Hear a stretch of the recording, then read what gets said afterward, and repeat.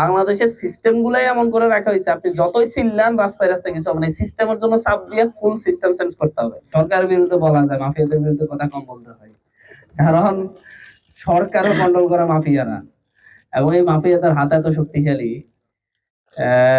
এরা যে কোনো সরকারও চেঞ্জ করতে পারে। তো আমরা আসলে কথা বলতেছি, আমরা প্রতিবাদ করছি, আমরা এই সিস্টেমটা চেঞ্জ করতে চাচ্ছি। আবারও বলতেছি, সিস্টেম। আপনি আমাকে যত কথাই বলেন হাদি হত্যার বিচার চাই, হাদি হত্যার বিচার তো আমরা সবাই চাই। ইনকিলাব মঞ্চের নেতৃত্ব দিচ্ছে, তারা আন্দোলন করতেছে, তাদেরকে আমরা সাপোর্ট দিচ্ছি, কথা বলতেছি। কিন্তু শুধু হাদি না, এরকম বহু হাদি হত্যা হয়েছে, এবং এটা সিস্টেমের কারণে এই কোনো হত্যাকাণ্ডের বিচার হচ্ছে না। সিস্টেম চেঞ্জ হবে, অনেক কিছু সোজা হয়ে যাবে।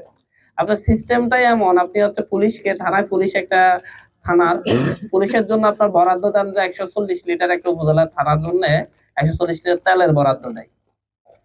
ওদের প্রতিদিন গাড়ি বাইরে তো 10 লিটার করে যদি একদিনে খরচ হয়, মানে ওদের তো হয় সিএনজি বের হয় না, ওই তাহলে একদিনে তাদের হচ্ছে 100 লিটার শেষ হয়ে যায়। তো বাকি যে ওরা যাবে, যাইতে গেলে এবার কয়েক জিডি করছে না, তদন্ত যাবো, তদন্ত গিয়ে পকেটে টিয়ে দিয়ে যাবো না, যাইতে ভাই 1000 টাকা না দিলে তদন্ত যাবো, তেল খরচ কেন দেবো, তেল খরচ তার 200 টাকা যাবে, সে এখন অপশন পাই গেছে 1000 টাকা নেয়া।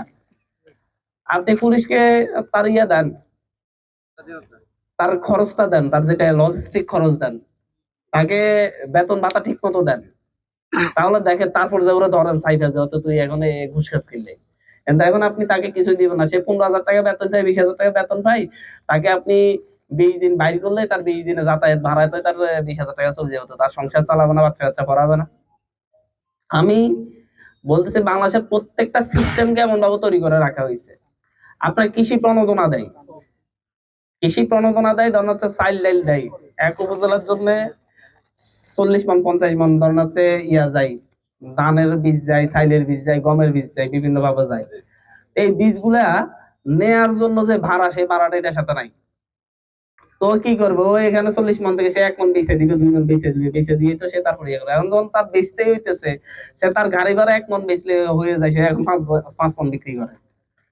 ঠিক আছে ভাবে ইউনিয়ন পরিষদ আপনার যে হচ্ছে চাইল বিতরণের, যে বিজেপির চাইল বিতরণের দেন, চাইল বিতরণ দিতে হলে আপনার হচ্ছে উপজেলা পর্যন্ত যাওয়ার খরচ দেয়। কোন উপজেলা পর্যন্ত?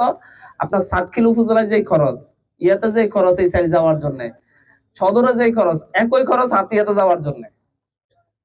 তা হাতিয়াতে যাইতে আরো 3 গুণ খরচ হয়। তখন ওরা কি করে, ইউনিয়ন আগে হচ্ছে কয়েক টন বেচা দেয়, বেচা তারপরে রাইখা, আর হয়তো 1 টন বেচলে হইতো, সে বেচা দেয় 20 টন, বেচা তারপর হচ্ছে সেইবার চাইলে এগুলো নিয়ে তার ইউনিয়ন পরিষদে নিয়ে সেইবার ইয়ে করে।